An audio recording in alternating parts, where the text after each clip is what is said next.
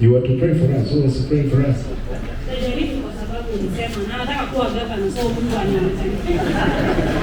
Na uombe Mungu akusaidie siku moja. Yeah, Your Excellency, the actual president, or the current president, who has not handed over, to travel to the UK to enter into an MOU with the Kenya Alliance with the University of Manchester. Those people traveled here last year, I think the beginning of this year. The total cost of building a center of excellency in collaboration with Kisii University and Kisii County government is over 3 billion sterling pounds. So you can calculate that. They've already been allocated the land. The designs are ongoing. His Excellency the Governor is supposed to, and I think Dr. Tucho, you will explain briefly, because they had a Zoom meeting the other day. His Excellency the Governor will have to travel to UK to tie up the loose ends.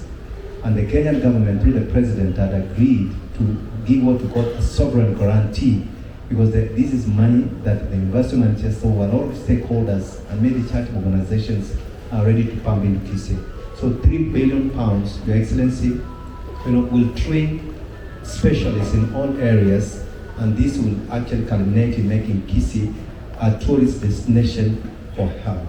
But Dr. Tujo, you can just heard, because we had a Zoom meeting the other day and I was not there. Thank you, CS. The project... And you can even explain the discussion we had with John yesterday from the UK. Yeah, so we have UK-Kenya Alliance, and we have alliance on officer in the UK called John Guto, who is in charge of that project. The UK-Kenya Alliance is sponsored by 10 top 10 medical universities, including Manchester University. So they have a program where they want to build a center of excellence for training of medical students and super specialists in Kisii. And Kisii will be the center for training of those specialists. Then we'll have satellite hospitals elsewhere in Kenya. So we'll have a special economic zone in Kisii for provision of specialized care, including those that we send our patients to India and other countries. So they are ready to invest 3 billion pounds for that project, and Guto is spearheading that. His Excellency, yes, 3 billion pounds. And His Excellency is going to go there so that that deal can be sealed for our people in Kisii.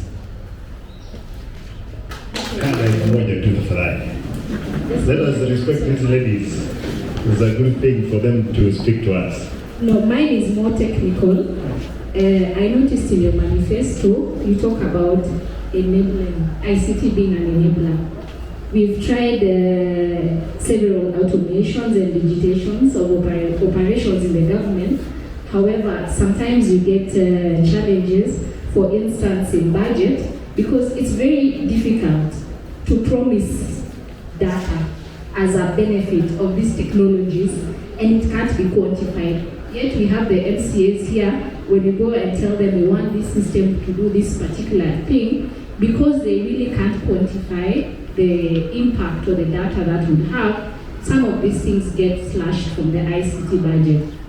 My recommendation moving forward, because I see it is one of your manifesto, and also in your 10-point plan, you talked about innovation. Kindly, without fear or favor, I would recommend ICT to be a ministry. Thank you. Thank you. Qualification. Unajua hata mimi ukiniambia I'm not an expert of ICT. Ukiniambia kwamba you know this network, nauliza network 10 million. How do I quantify? That's what she was talking about. It's about technical. We need to understand. Now you guys will have special sitting with the MCAs. Hata mimi nikiwa ndani yao, mnifundishe, nielewe, then we impress that system. If we had a proper ICT infrastructure, we'll control so many leakages of revenue around. And nimesema we're going to do it at the ward level. In 5 years, tutakuwa mzuri. Na kushukuru kwa niseme venye umeanza kazi, na I don't know advice, I don't know what I will call it, to our wakubwa. Kuna watoto, mtuchukulie kama watoto wenu. Hiyo tu ndio nitaongea. A testimony to Chief Ongori. Yeye ndiye alifanya nikaingia procurement, lakini anijui jina. Nilikuwa naosha with a degree in procurement. Akanipata kwa ofisi yake na nilipigia our minister team. True. Silimpigia tena. Wakati kitu ilikuwa hivi, nikaambiwa sasa wewe unaosha, enda water. Nikaenda water. Kufika water nikapatana na Chief Ongori. Hanijui hata sasa anijui labda venye naongea. Akaniuliza with procurement and your washing. Go do this, bring your papers. Sikuwa nimechukua degree yangu kutoka Nairobi. Akaniambia kesho ni Friday, enda ulete barua zako ni recommend. He recommended. Nikaenda procedure na nikapita. Sikuwa na godfather. So, ukiweka chief tafadhali governor, eka kama Ongori, sijui kama atarudi, sijui. Eka watu kama yeye, mwenye anakusaidia na kujui. Watu wazuri wenye watatusaidia. Alafu wa directors hao wote mkieko huko juu, kama ni mkubwa wa procurement, ni ama procurement officer, so sitaki kuongea juu ICT. Ukiweka mkubwa tuseme mwenye ako pia ama ako dini, inamaanisha mdogo wake anafaa kuwa kitu kama J ama H, kitu kama hiyo. So huyo mkubwa anachukua kazi yote kabisa.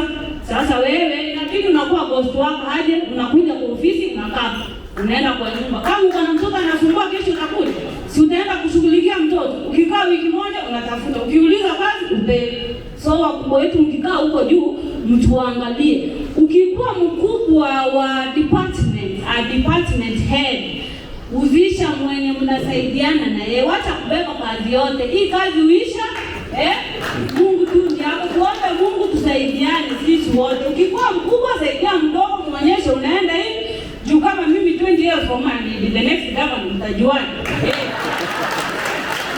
Nimesimama on behalf of ladies, munizoee nikikuja kuuliza tuje ugavana 20 years kisha mnipatie. Tafadhali ya ugavana, thank you. Ninaweza kosa kukuona tena. So I got this chance, nikasema I talk. So my sister, you'll be seeing me. You'll be seeing kwa ghosted governor. The only assurance that you'll be seeing. You have reminded me. You know, the irony. MCAs wale mlikuwa hapa jana. The irony between, you said you're Ongori. Between the irony ya Ongori na mtu mwingine hapa.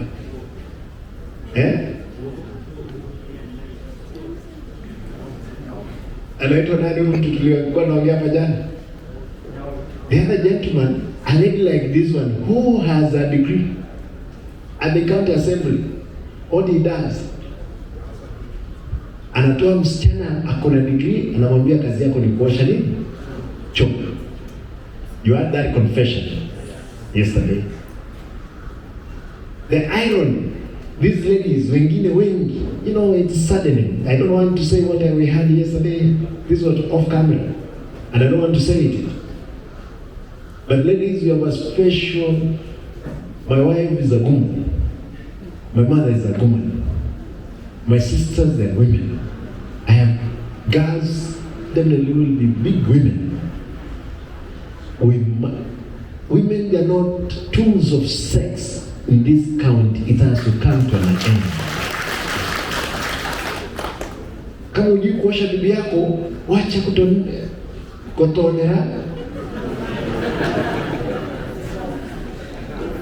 Wacha kutonera. Mukavande. All these women, all of them, they are the same. It's only that okay, msiringa wakungu na habaya. Minu ya kaki. Those muka woman. That's all. Period. Ladies, please don't be put into same cocoon of thieves. You have children. You have a future. Men dare. Don't dare. The ladies who are here, those ones who will work hard, we will protect you throughout. Wewe fanya kazi yako mzuri, mimi nitasimama na wewe. Na ofisi yangu itakuwa wazi. And I'm making a deliberate mistakes. Ambayo mistakes to be meeting you guys periodically. Tunaongea mnaniambia. Na nitakuwa na marafiki kutoka katikati yenu ambao wataniambia mheshimiwa, vitu inaenda namna hii. Already I've gotten it. Kwa hivyo unaitwa nani? Alice Mwenyenyi. Mwenyenyi. Baba, pray for us, but that was good. Thank you.